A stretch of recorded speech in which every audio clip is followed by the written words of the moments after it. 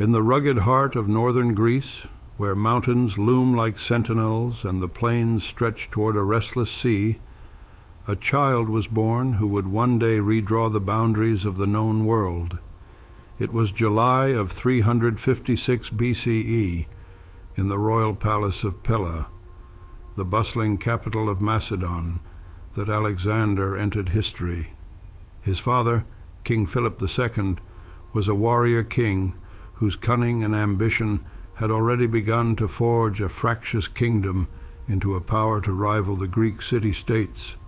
His mother, Olympias, was a princess of Epirus, fierce and enigmatic, her spirit as untamed as the Molossian wilds from which she came. Together, they gave the world a son whose name would echo through the ages, Alexander, destined to be called the Great. From his first breath, Alexander's life was steeped in omens and legend. The night he was born, so the story goes, the temple of Artemis at Ephesus, one of the 7 wonders of the ancient world, burned to the ground. Seers whispered that it was a sign. A force had arrived that would blaze across the earth, leaving empires in ashes. Olympias, a devotee of Dionysian rites, claimed divine favor for her son, hinting that his true father might not be Philip, but Zeus himself, king of the gods. Whether such tales were truth or the craft of a mother's ambition, they wrapped Alexander in a mantle of destiny, a boy marked for greatness before he could even walk. Macedon in those days was no polished Athens or stately Sparta. It was a land of hardy shepherds and warriors, its people as rugged as the terrain they tamed.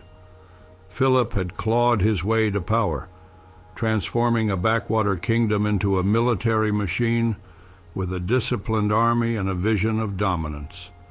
He was a man of one eye, lost to an arrow in battle, and 1,000 schemes, uniting the squabbling Greek states under his banner through diplomacy, bribery, and the edge of a sword. Alexander grew up in this world of clashing steel and whispered plots, watching his father bend nations to his will. Philip was more than a king to him. He was a towering figure of strength and strategy, a model to admire, and one day surpass. Yet it was Olympias who shaped Alexander's soul. She was no mere queen consort, but a force of nature, passionate, mystical, and fiercely protective. Her chambers were said to hum with the chants of priests and the scent of incense, her pet snakes coiling around altars as she sought favor from the gods. She doted on Alexander, filling his mind with tales of Achilles, the swift-footed hero of the Trojan War, whose blood she claimed ran in their veins through her Epirote lineage. This connection was no idle boast to her. It was a call to glory, and she nurtured in her son a hunger for immortality that would drive him to the ends of the earth. Their bond was unbreakable, a thread of loyalty and obsession that would weave through his life, even as it strained his ties with Philip. As Alexander grew, his physical gifts matched his lineage. He was striking, golden-haired, with one eye blue and the other brown, a trait that only deepened the aura of the extraordinary about him. Quick and strong, he excelled in the rough games of Macedonian youth, wrestling, hunting, and riding, but it was an encounter at age 12 that would cement his legend. A horse dealer brought a magnificent black stallion to Pella, a beast named Bucephalus, wild and unbroken, its price exorbitant. Philip scoffed as his best riders failed to tame it, ready to send it away. Alexander, watching keenly, saw what they missed. The horse feared its own shadow. Stepping forward, he turned Bucephalus into the sun, calming its terror with a gentle hand and a fearless leap onto its back. The court fell silent, then erupted in awe. Philip, tears in his good eye, declared, "My son Macedon is too small for you. Seek a kingdom worthy of your spirit." From that day, Bucephalus was Alexander's, a companion as loyal as any man, destined to carry him into history. At the age of 13, Alexander's world shifted on an axis of intellect and ambition when his father, Philip II, summoned Aristotle to Macedon. This was no ordinary tutor. Aristotle, then 37, was the brightest star in a constellation of Greek thinkers, a student of Plato who'd outgrown his master's idealism to forge a philosophy grounded in observation and reason. Philip, ever the strategist, saw in him the perfect mind to sharpen his heir, a boy already fierce with potential but raw, needing a blade to cut through the chaos of kingship. The decision was audacious, to pair a rugged prince of warriors with a sage of words, a union that would shape not just Alexander, but the course of empires. Their relationship, spanning 3 formative years, was a crucible of ideas, tension, and mutual respect, planting seeds that would bloom across continents. The classroom was no dusty hall, but a sanctuary at Mysa, a wooded retreat near Pella, where limestone caves and oak groves cradled a small circle of noble youths, Alexander, Hephaestion, Ptolemy, Cassander, beneath Aristotle's gaze.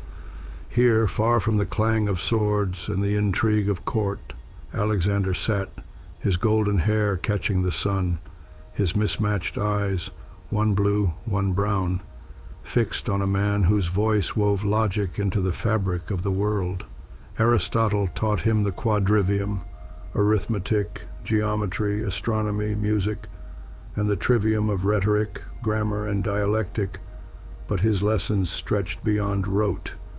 He dissected nature with a scalpel's precision, showing Alexander the anatomy of frogs and the orbits of stars, igniting a curiosity that would later drive him to catalog flora in India and ponder the tides of the Indus. Their bond was complex, a dance of deference and defiance. Aristotle saw in Alexander a mind as quick as a falcon, capable of grasping ethics one moment and debating the merits of tyranny the next.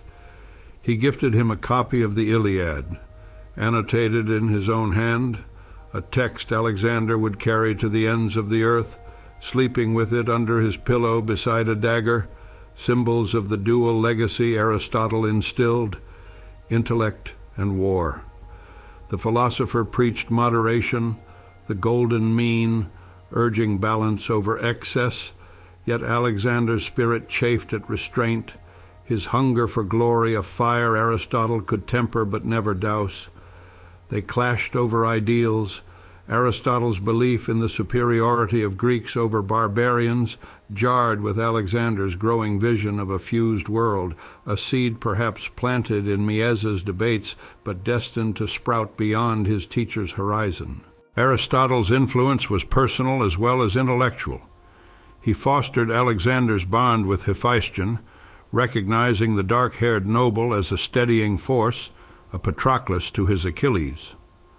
The philosopher's own nephew, Callisthenes, joined the circle, later following Alexander to Asia as his historian, a tie that bound their families across years and battles. Yet there was tension beneath the mentorship. Aristotle, a Stagirite whose home Philip had once raised, served out of duty and reward.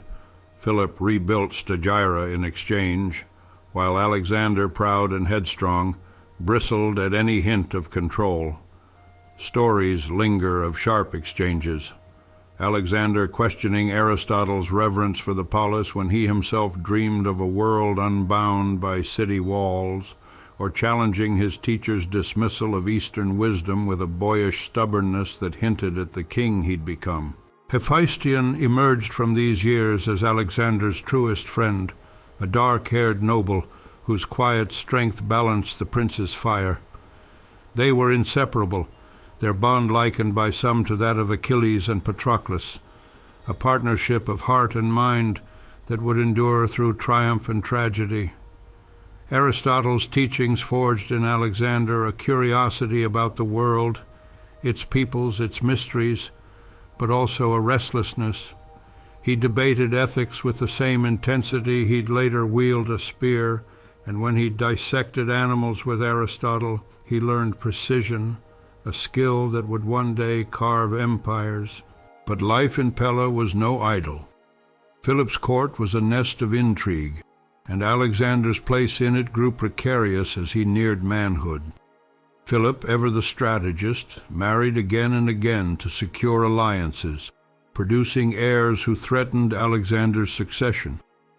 His union with Cleopatra Eurydice, a Macedonian noblewoman, bore a daughter and whispers of a son, stoking tensions. At the wedding feast, her uncle Attalus toasted to a legitimate heir, a barb aimed at Olympias's foreign blood. Alexander, flush with wine and fury, hurled a goblet at the man, sparking a brawl. Philip, siding with Attalus, drew his sword on his own son, only to stumble in his rage. "Look," Alexander sneered, "the man who would cross from Europe to Asia can't cross from one couch to another." It was a wound that never healed. Soon after, Philip banished Alexander and Olympias, him to the wilds, her to Epirus. Yet fate turned swiftly.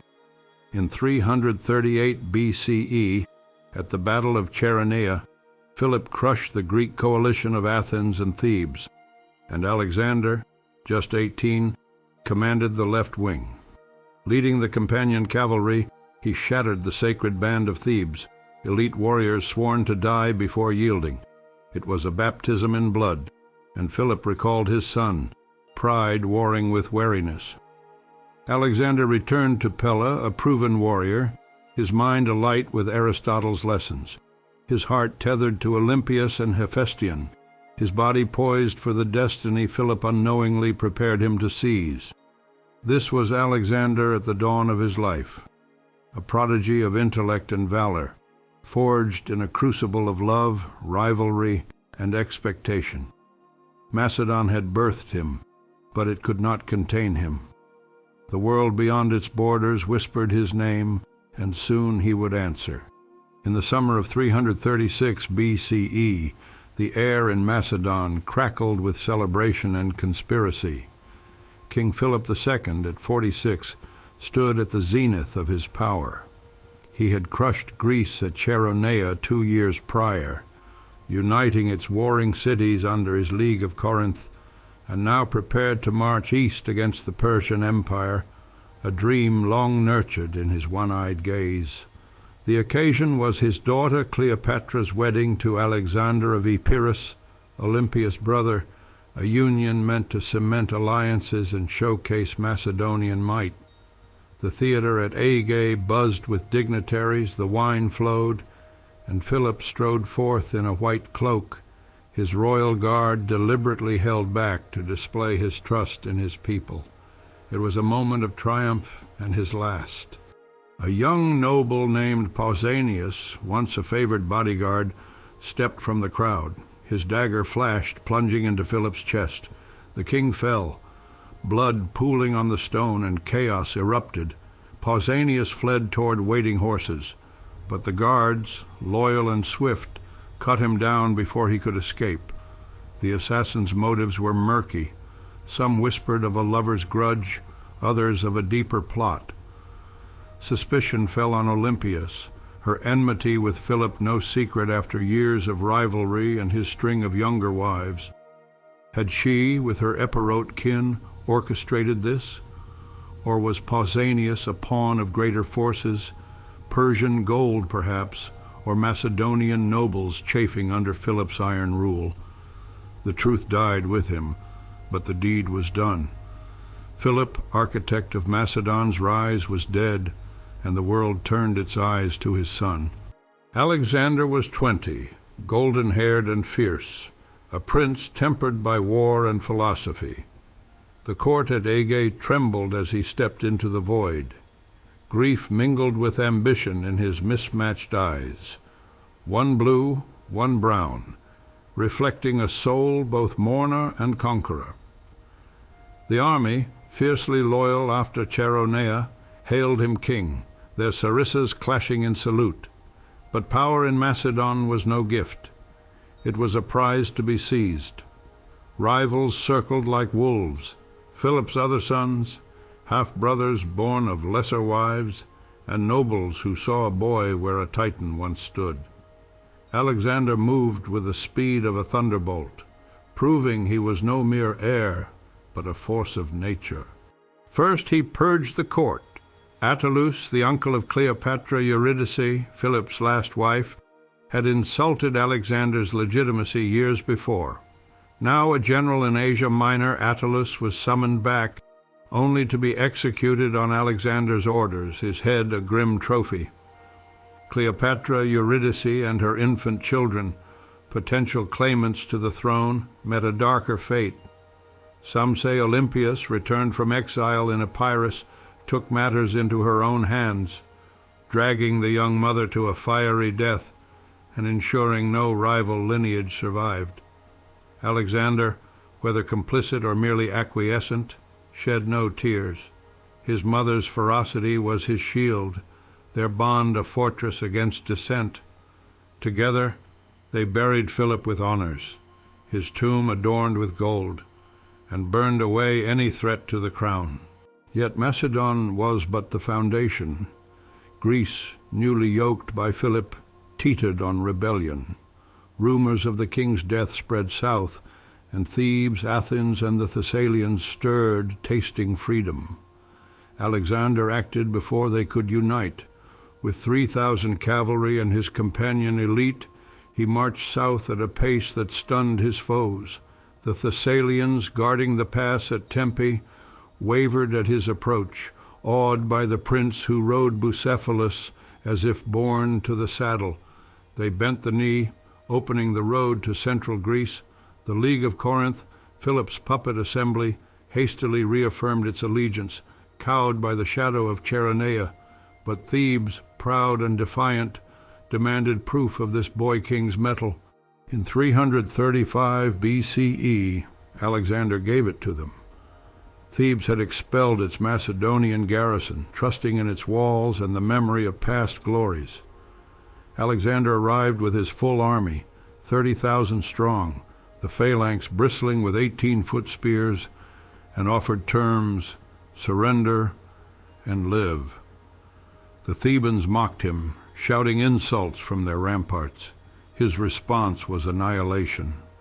For days his siege engines pounded the city, his cavalry harried its outskirts, and his infantry stormed the breaches. When Thebes fell, Alexander unleashed a fury that echoed his father's ruthlessness. 6,000 Thebans died, 30,000 were enslaved, and the city, save its temples and the house of the poet Pindar, was razed to dust. The message was clear: defy me and perish.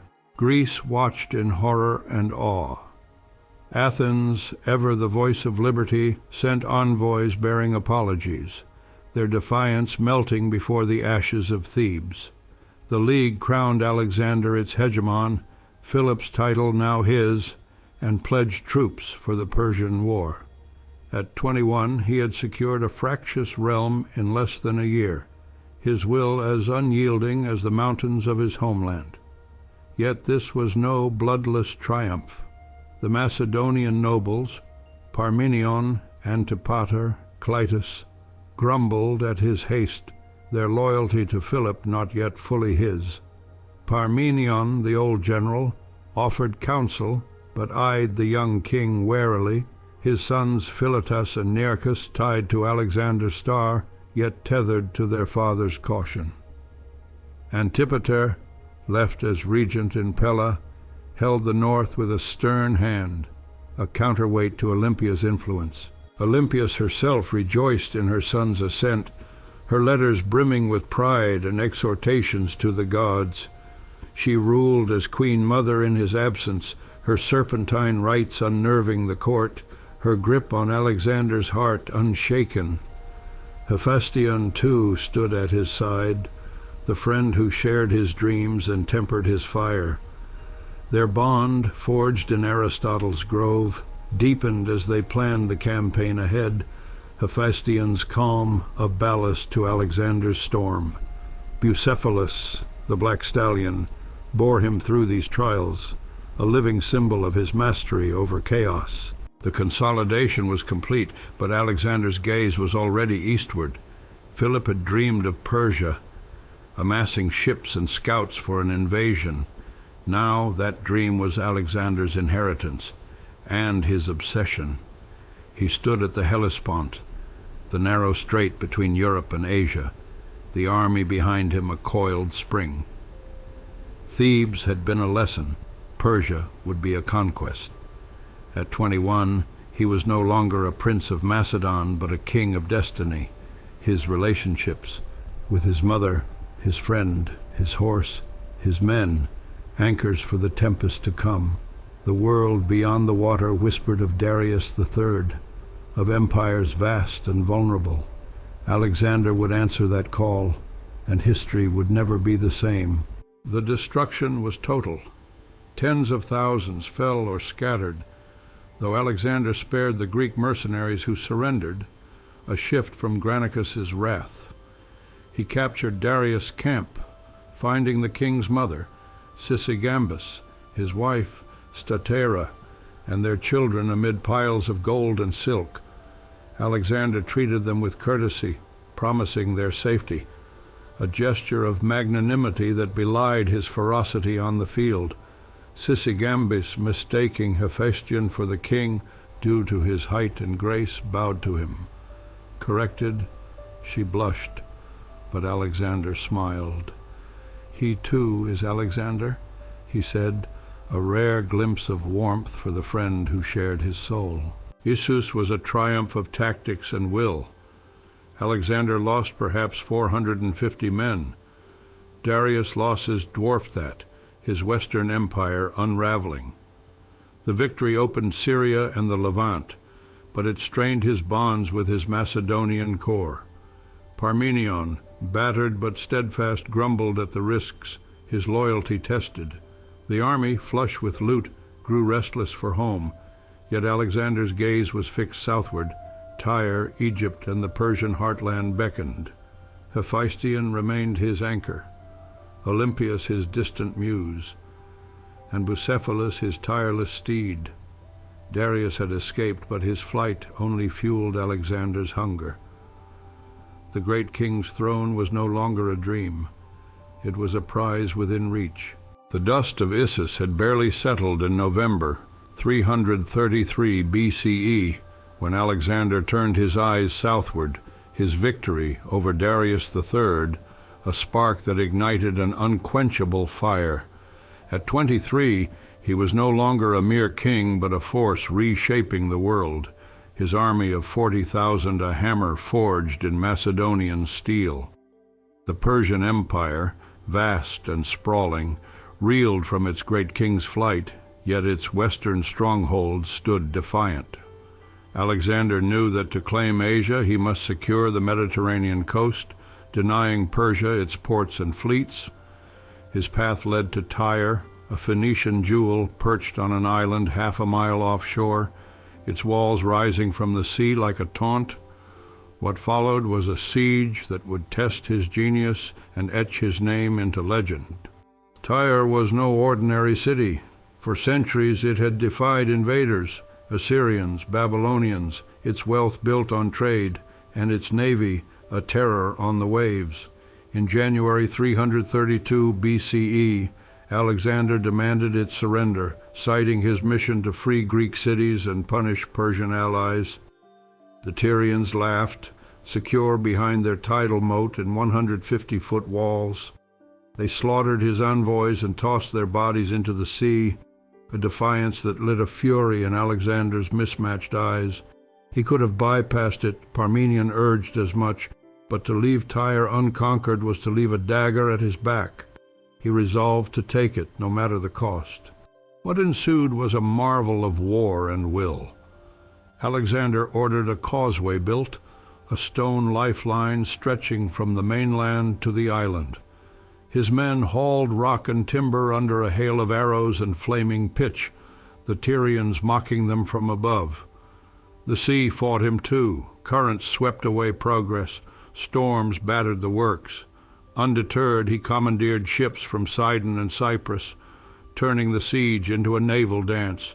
He mounted catapults on vessels, raining stones on Tyre's defenders, and devised towering siege engines, 150 feet high, to match the city's walls.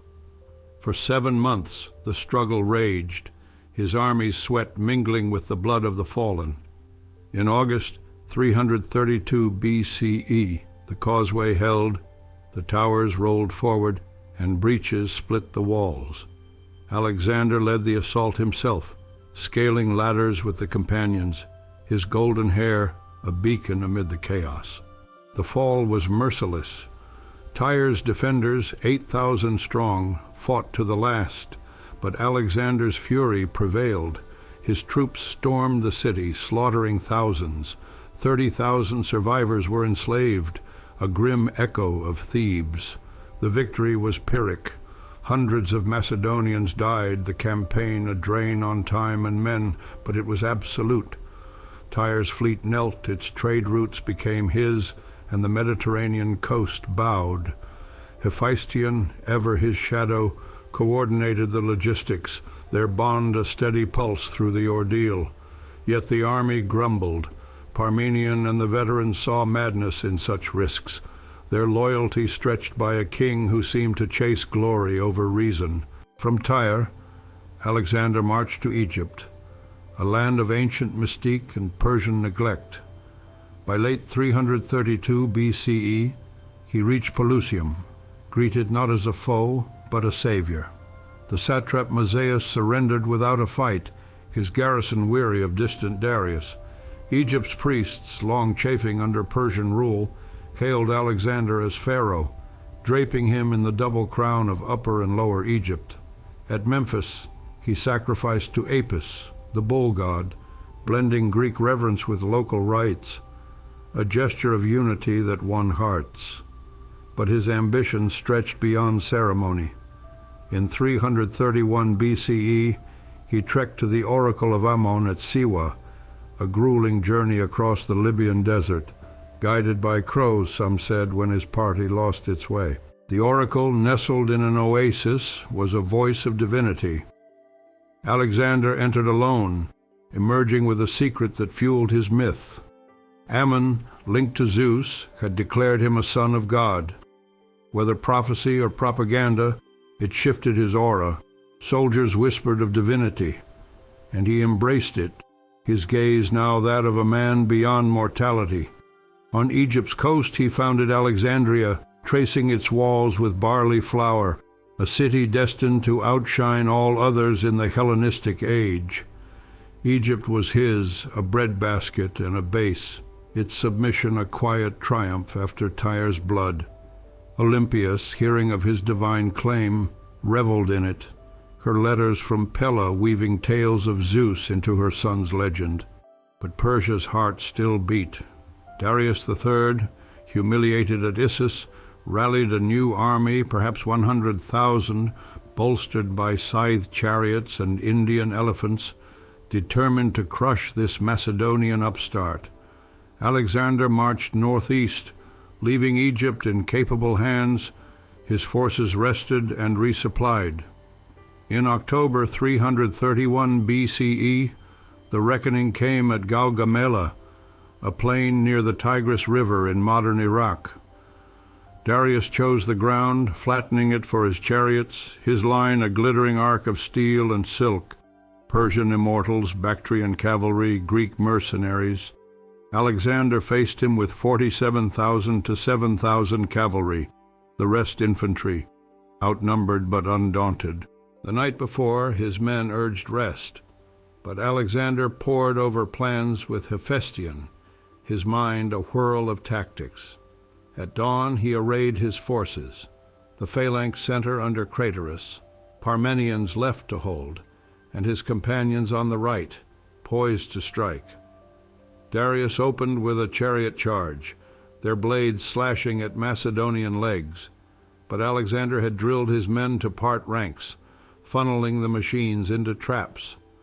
The Persian left lunged, Parmenion's wing buckled. Cries for aid reached Alexander mid-charge, but he pressed on, targeting Darius himself. With Bucephalus thundering beneath him, he smashed the Persian center, the companions a wedge of death. Darius, atop his chariot, saw his line fracture. As at Issus, fear overtook him. He fled, his royal banner trailing in the dust. The Persian army collapsed, tens of thousands cut down or scattered across the plain. Parmenion held just long enough, his stubborn grit a lifeline. Alexander pursued Darius into the night, but the great king slipped away again, a shadow retreating east. Gaugamela was a masterpiece.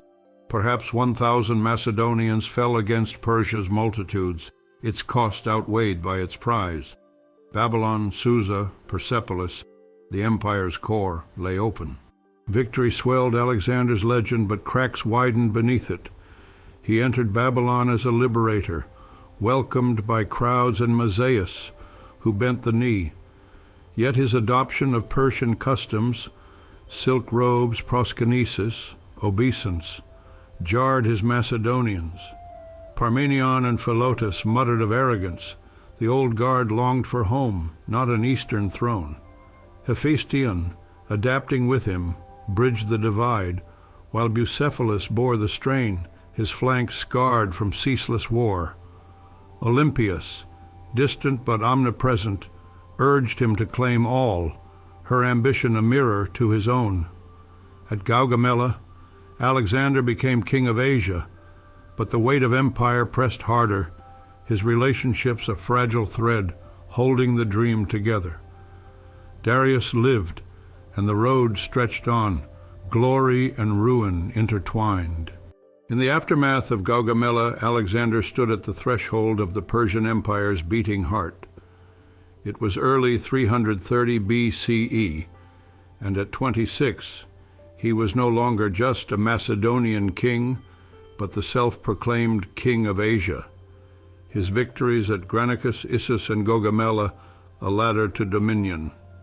His army, now seasoned by years of war, swelled with loot and ambition. 47,000 strong, a blend of Macedonian grit and Greek fervor, tempered by the blood of Persia's finest. Before him lay the royal cities, Babylon, Susa, Persepolis, storehouses of wealth and symbols of Achaemenid might.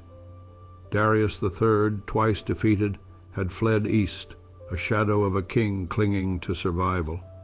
Alexander's path was clear, to seize Persia's soul and end its ruler's reign. Babylon had welcomed him as a liberator, its gates flung wide, its priests chanting his name.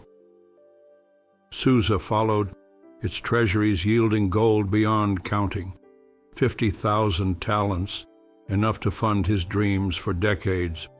But Persepolis, the ceremonial capital, was the prize he sought most.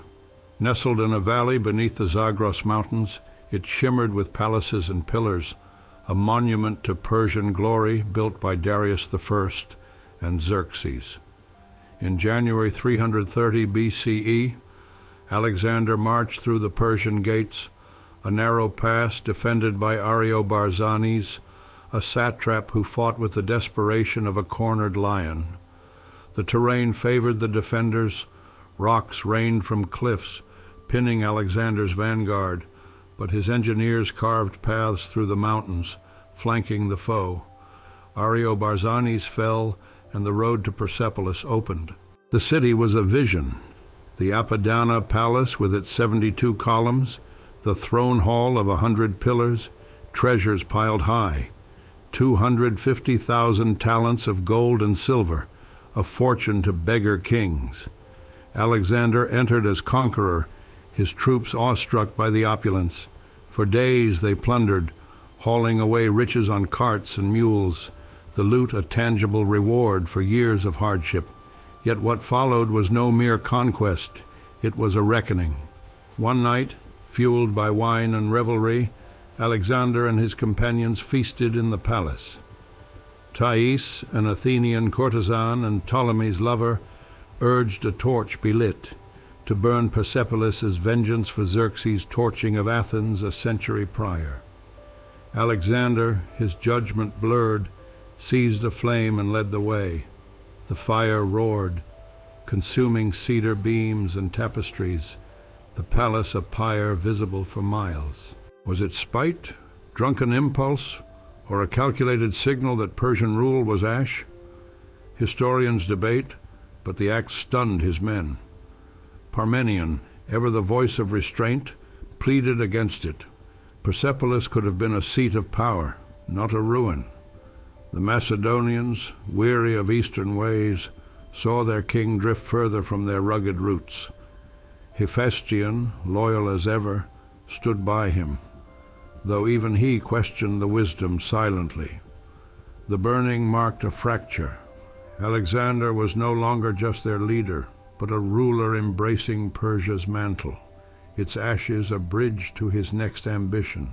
Darius remained the final thread of resistance. Alexander pursued him eastward through Media and the Caspian Gates, his army a relentless tide. By July 330 BCE he closed in. Darius, betrayed by his own, languished in a camp near Hecatompylos. Bessus, a Bactrian satrap and kinsman, saw the great king as a liability, his rule a fading ember. With a handful of nobles, Bessus stabbed Darius and left him bleeding in a cart, fleeing to claim the crown for himself. Alexander found him near death, the once mighty ruler abandoned beside a spring. Accounts say he covered Darius with his cloak, promising to avenge him, a gesture of respect for a foe who'd shaped his destiny. Darius died, his empire's last breath spent under a Macedonian shadow.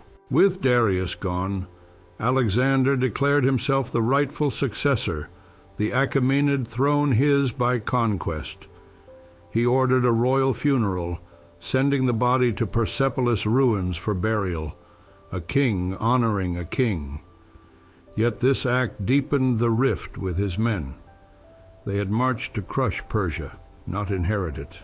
Alexander donned Persian robes, adopted the upright tiara, and demanded proskinesis, kneeling obeisance from his court, a custom alien to Macedonian egalitarianism.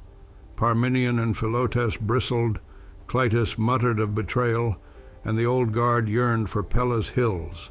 Hephaestion, adapting with him, mediated tensions, his quiet counsel a lifeline. Olympias, in letters from home, cheered his grandeur, seeing in it the divine son she'd always envisioned. Amid this shift, a personal bond took root. In Bactria, pursuing Bessus, Alexander met Roxana, daughter of Oxyartes, a local chieftain. She was a beauty, dark-eyed, fierce-spirited, and their meeting came during a feast to secure alliances. Tradition holds he saw her dance, her grace a spark in the war-torn north. In 327 BCE he married her, a union swift and startling. Was it love, as romantics claim, or strategy to bind the eastern provinces? Likely both. Alexander craved connection as much as control. Roxana bore no child yet, but her presence softened his isolation, a counterpoint to Hephaestion's fraternal love. The Macedonians sneered, Parmenion called it folly. But Alexander saw a future empire. Greek and Persian blood mingled. The pursuit of Bessus pressed on. Alexander chased him across deserts and peaks, his army stretched thin, Bucephalus's hooves pounding the unforgiving earth. Bessus proclaimed himself Artaxerxes V, rallying Sogdians and Bactrians, but his reign was a mirage. By mid-327 BCE, his own men betrayed him, delivering him to Alexander in chains. The punishment was grim. Bessus' nose and ears were cut off, a Persian penalty for regicide, and he was executed, his body torn apart. Alexander sent the head to Darius's kin, closing a chapter. Yet the East remained restless.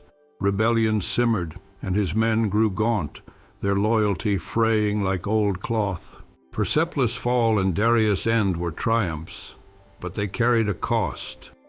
Alexander's empire sprawled from Greece to Parthia, a mosaic of cultures he sought to fuse. He appointed Persian satraps, men like Mazaeus in Babylon, beside Macedonian governors, a blend his veterans despised. Philotas, Parmenian's son and a companion leader, plotted or grumbled too loudly. Whispers of conspiracy reached Alexander. In a swift trial, Philotas was speared, and Parmenian, guilty by kin or caution, followed, assassinated in Ecbatana. The purge silenced dissent but chilled the ranks. Cleitus and Craterus watched warily, their trust shaken. Hephaestion remained his rock, sharing the vision of a united realm, his dark eyes reflecting Alexander's fire. Roxana, new to his side, offered solace, her presence a promise of legacy. Olympias far off sensed the strain, her missives warned of enemies within, her love a fierce undercurrent. Bucephalus too endured, his strength a mirror to his masters, though age crept into his stride. At Persepolis' ashes, Alexander had claimed Persia's heart, but the east loomed, Sogdiana, India, a horizon as vast as his ambition. The cost of glory weighed heavier, and the man who'd burned a palace now carried its embers, a king at the edge of his own myth. By 329 BCE, Alexander's empire stretched like a vast tapestry, its threads woven from Greek valor and Persian splendor. At 27, he was the unchallenged king of Asia, his victories at Gaugamela and Persepolis the foundation of a realm that spanned from the Adriatic to the Caspian Sea. Yet the horizon still called, its edges jagged with the mountains of Central Asia, Sogdiana and Bactria, where rebels like Spidomenes defied his rule. His army, now a seasoned force of 50,000, bore the scars of ceaseless war. Macedonian phalangites, companion cavalry, and a growing cadre of Persian recruits, their loyalty a fragile alloy. Alexander pressed eastward, driven by a hunger no throne could sate, his relationships the fragile sinews holding his dream aloft.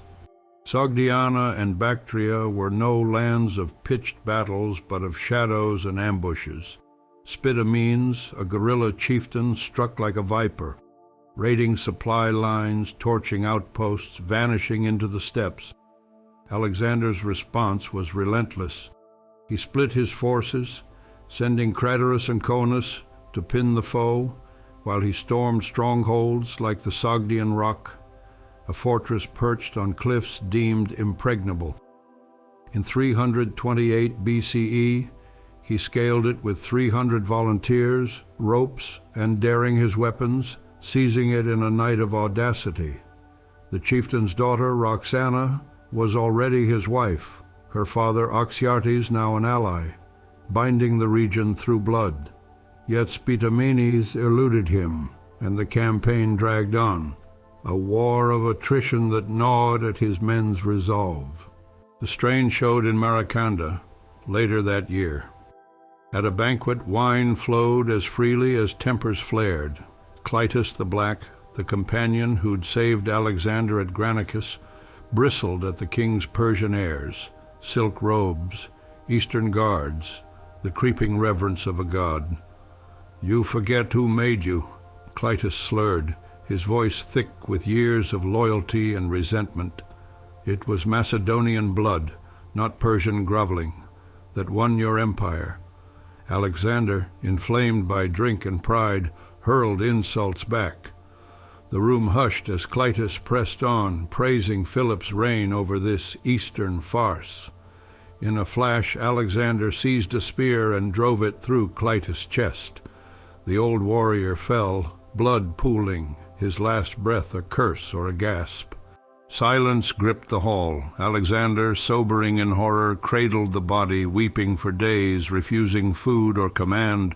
Hephaestion pulled him from despair, his steady presence a balm, but the wound lingered. Cleitus's death was a fracture. His men saw not a king, but a man unmoored, his temper a blade turned inward. The Macedonians, already weary of endless marches, whispered of home, their trust in Alexander fraying like a worn cloak.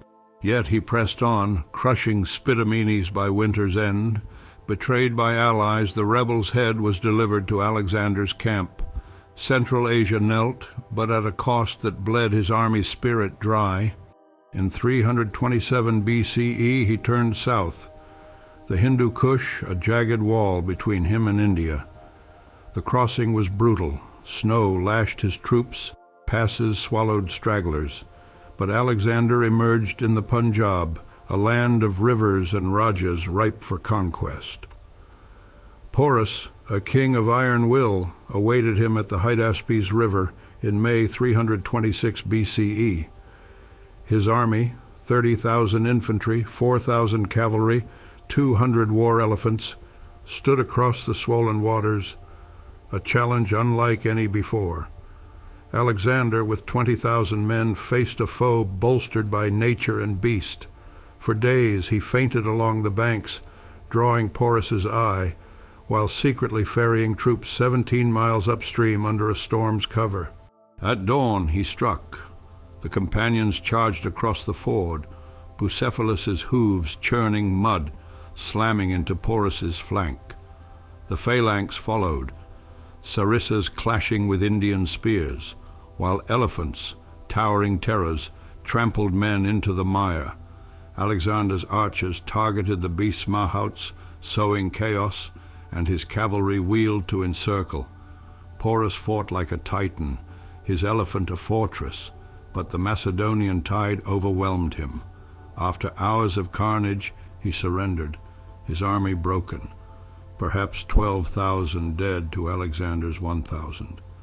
Impressed by Porus's valor, Alexander restored his lands as a vassal, a rare mercy born of respect. Hydaspes was a triumph, but its shadow loomed larger. Bucephalus, the black stallion who'd carried Alexander from Granicus to India, faltered in the battle's heat, age or wounds none could say.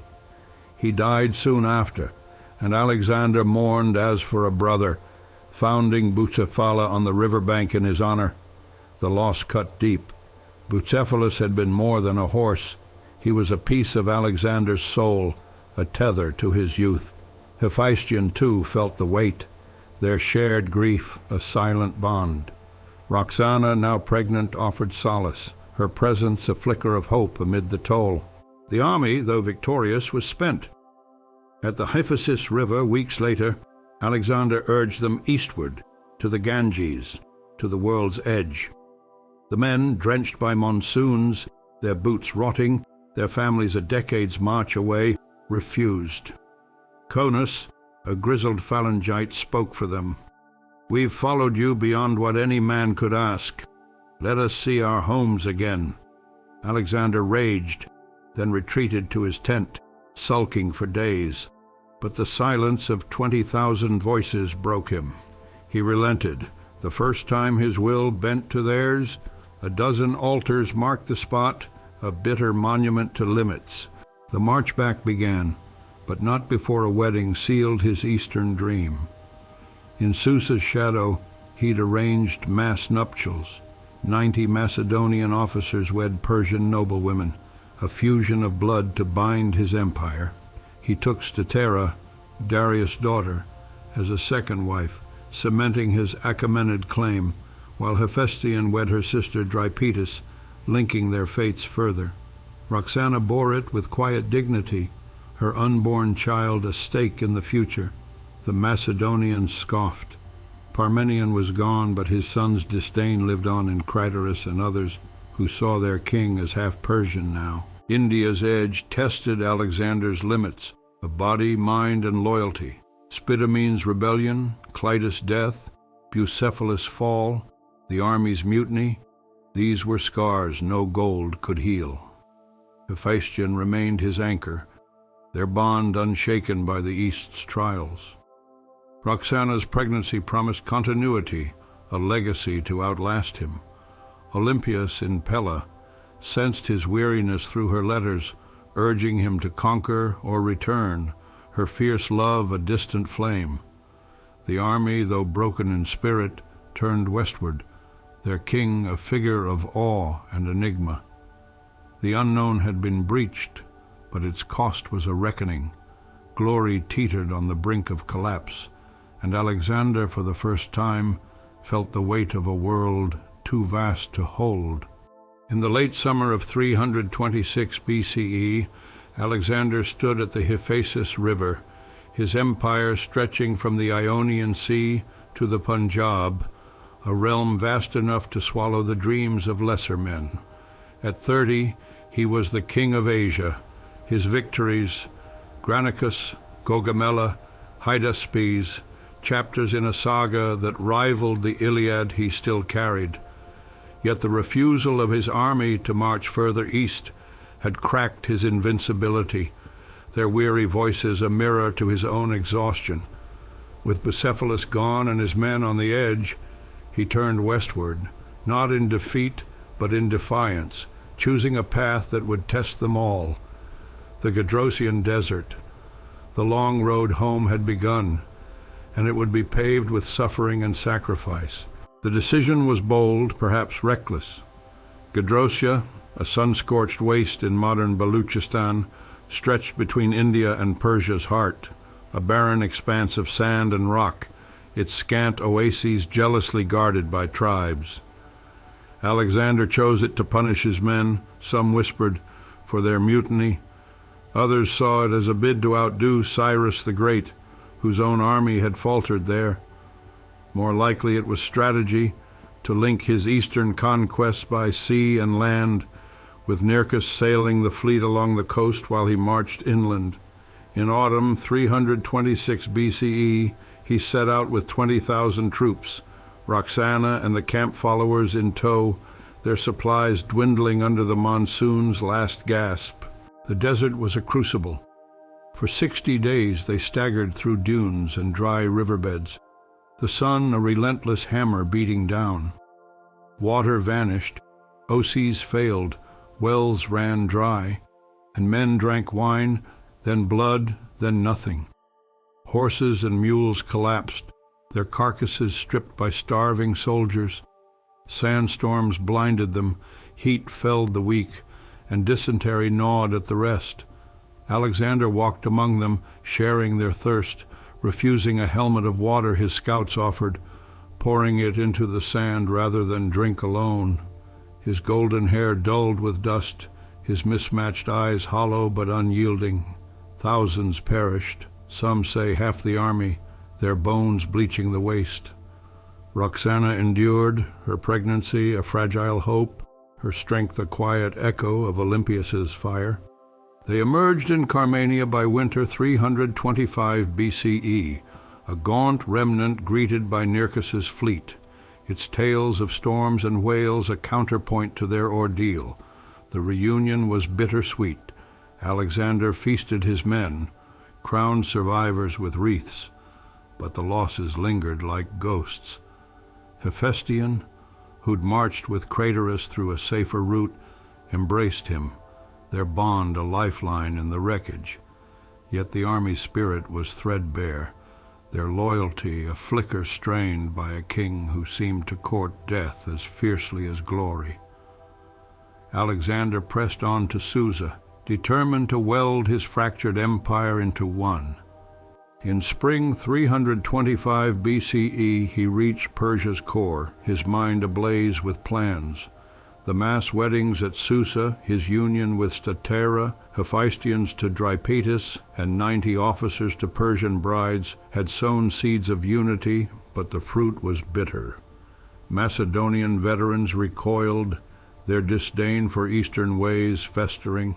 Alexander discharged 10,000 of them, their pay lavish, some say 10 talents each, but their departure was a wound.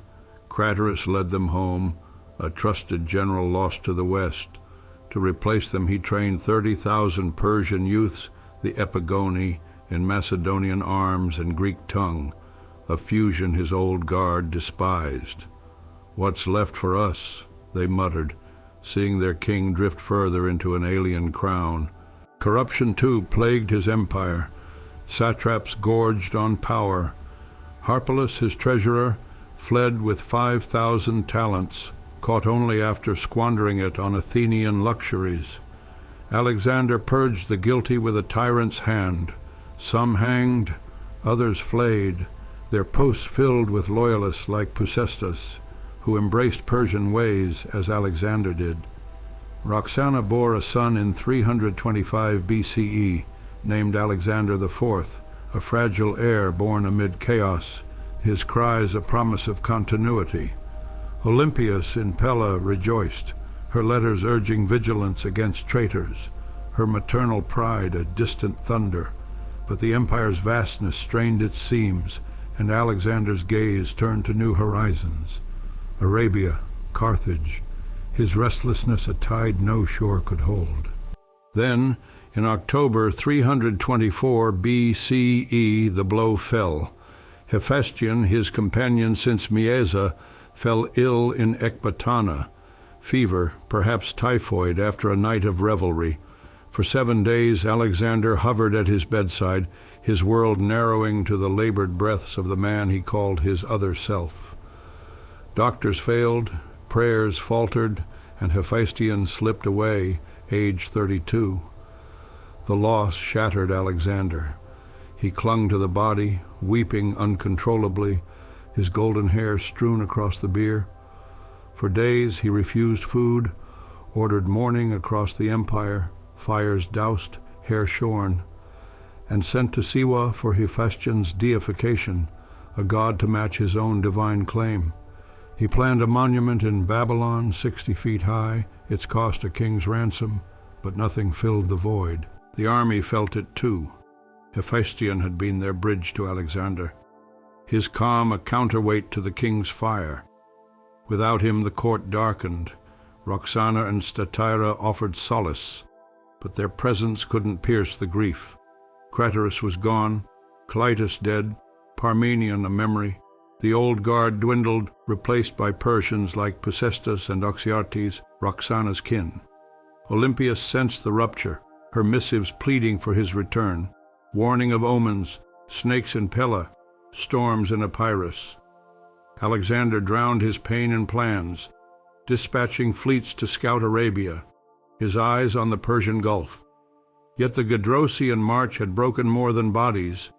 It had frayed the threads of trust. By early 323 BCE, he reached Babylon, the empire's new nerve center. The city dazzled, its hanging gardens a myth, its walls a marvel, but its air hung heavy with foreboding. Alexander drilled his epigoni, their phalanxes a vision of his dream, yet the Macedonians sneered, their pride a fading echo. He married again. Barsine, a Persian noblewoman, joined Roxana and Statira, a trinity of queens for a trinity of worlds. His son, Alexander IV, toddled in Susa, a fragile link to the future. But Hephaestion's absence haunted him, every victory hollow, every plan shadowed. The road home had forged an empire, but it had cost him his heart, leaving a king invincible, yet achingly alone, his gaze fixed on a horizon he could no longer share. In the spring of 323 BCE, Alexander entered Babylon, the jewel of his sprawling empire, a city of mud-brick walls and golden dreams. At 32, he was the king of Asia, his dominion stretching from Greece to India, a tapestry woven with the blood and brilliance of a decade's war. His army, though battered by the Gedrosian desert, remained a force of 50,000, phalanxes of Macedonian veterans, Persian epigoni, and cavalry honed on distant plains.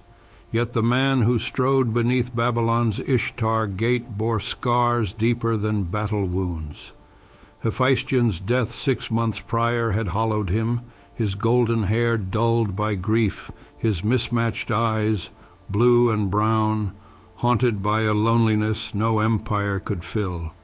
This was his final chapter, a crescendo of ambition shadowed by mortality. Babylon buzzed with activity. Alexander had made it his eastern capital, its canals and ziggurats a stage for his next act. Omens darkened his arrival. Priests warned of death if he entered, A mule kicked a lion to death outside the gates, but he dismissed them, his will a bulwark against superstition.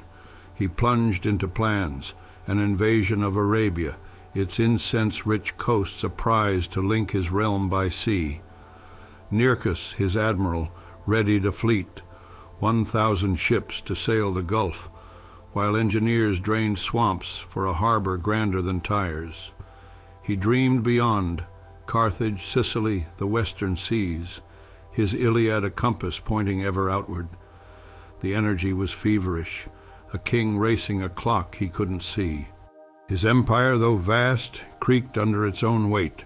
The Macedonian old guard, Craterus far in Cilicia, Clitus and Parmenion dead, had given way to a new elite, Ptolemy, Seleucus, Pusestas, men who'd adapted to his vision. The Epigoni drilled in Babylonian fields, their sarissas a symbol of unity, but the veterans sneered, their pride a fading ember. Roxana, his Bactrian queen, remained in Susa with their son Alexander IV, a toddler heir too young to anchor a throne. Statera and Barsine, his Persian wives, bore no children yet, their presence a diplomatic thread in a fraying weave. Olympias, regent in Pella with Antipater, sent letters thick with worry, storms in Macedon, rivals at court, urging his return. Her fierce love was his tether, but Babylon held him fast. In May he mourned Hephaestion still.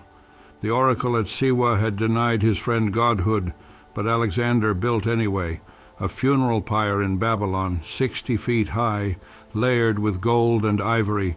Its cost a staggering 12,000 talents.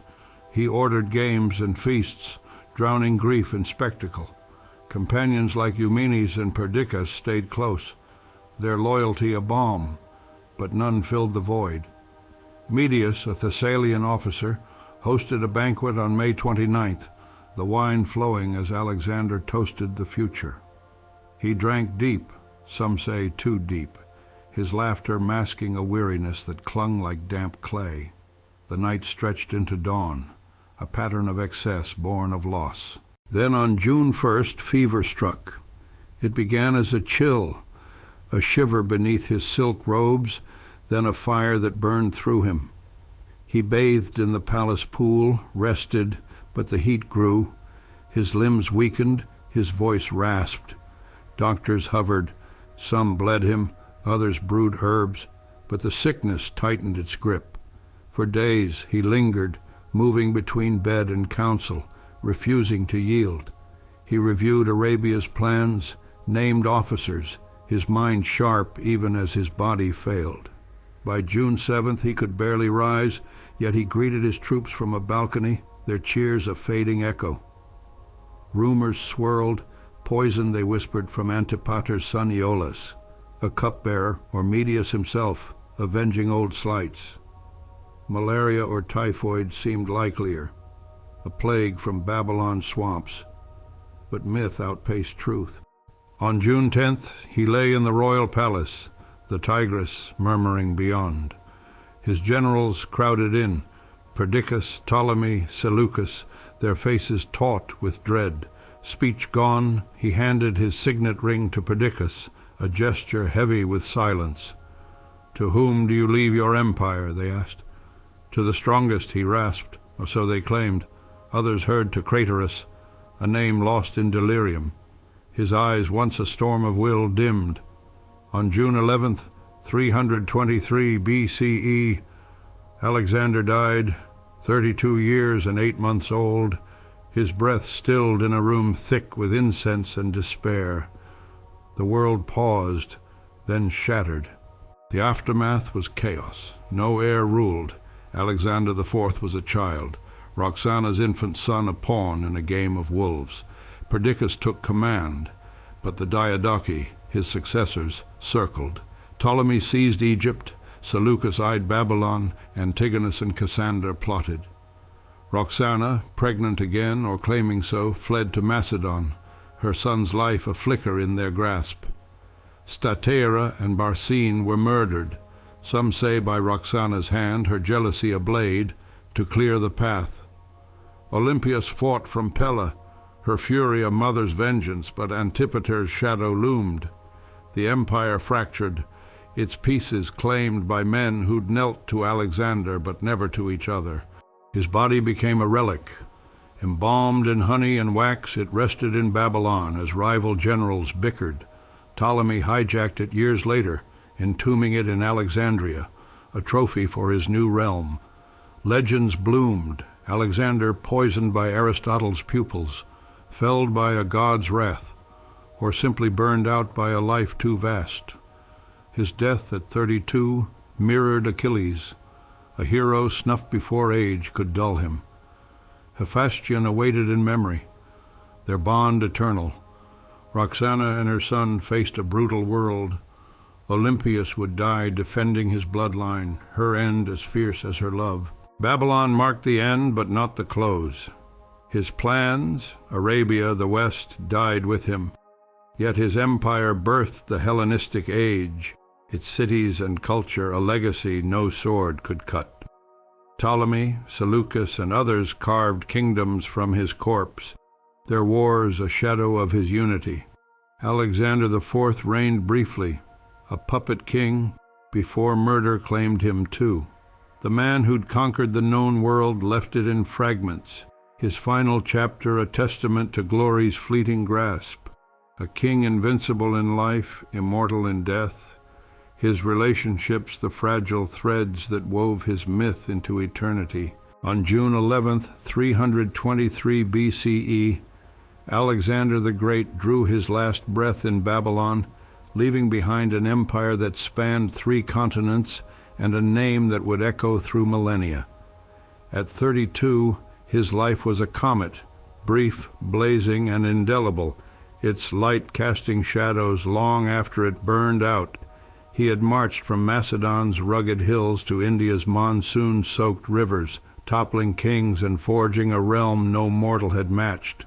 Yet his death was no end, but a beginning.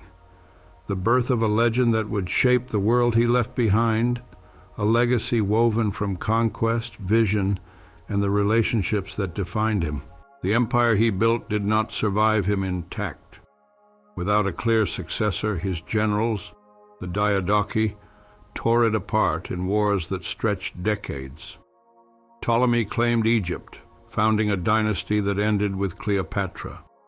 Seleucus carved the Seleucid Empire from Asia. Antigonus and Cassander wrestled over Greece and Macedon. Alexander IV, his son by Roxana, reigned as a child king under regents' thumbs, only to be murdered at 13 alongside his mother, their deaths a brutal coda to his bloodline.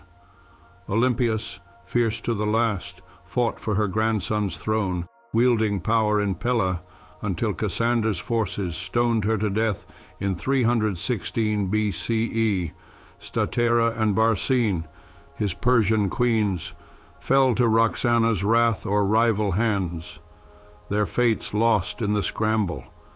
The unity Alexander dreamed of dissolved, his empire a mosaic shattered into rival kingdoms.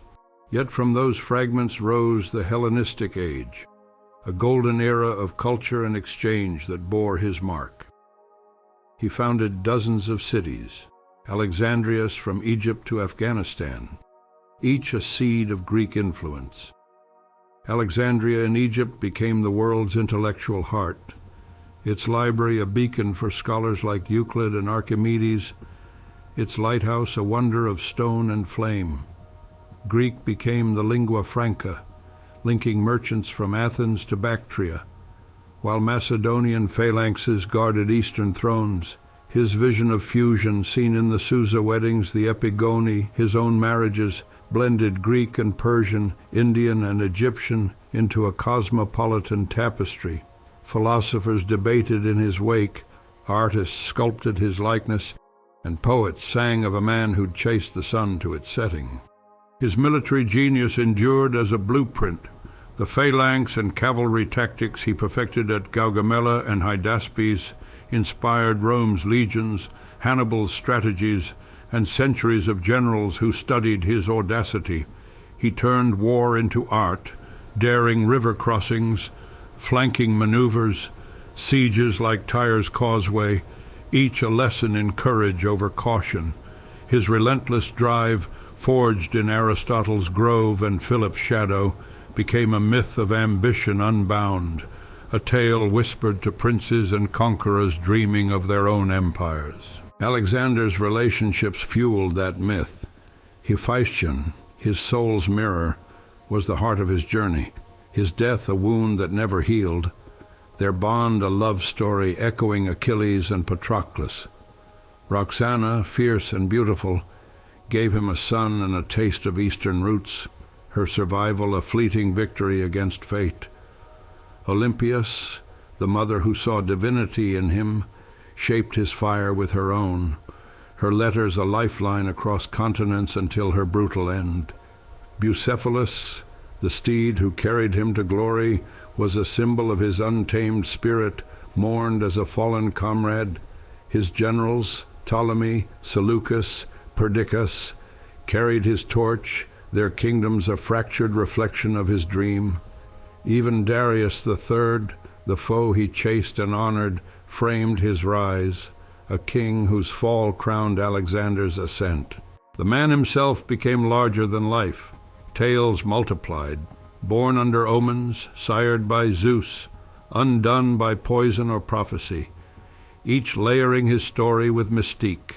His body, entombed in Alexandria after Ptolemy's cunning theft, drew pilgrims until it vanished in late antiquity, a relic lost to time.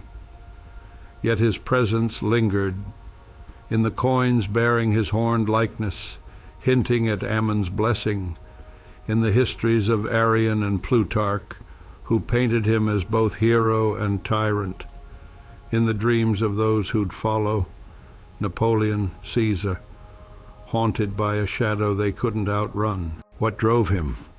Ambition, yes, a thirst to surpass Achilles, Philip, all who'd come before. But there was more, a curiosity from Aristotle's lessons, a yearning to know the world's edge, a need to fuse its peoples into one. He burned Persepolis and built Alexandria, slew Cleitus and spared Porus, loved Hephaestion and defied his men. He was conqueror and creator, ruthless and tender, mortal and divine, a paradox wrapped in a legend. His empire died, but his ideas lived, seeding a world that spoke Greek, thought broadly, and dared greatly. As we look back, Alexander remains a titan. His 13-year reign reshaped history in ways he couldn't foresee, uniting East and West, igniting an age of discovery, leaving a name synonymous with the impossible.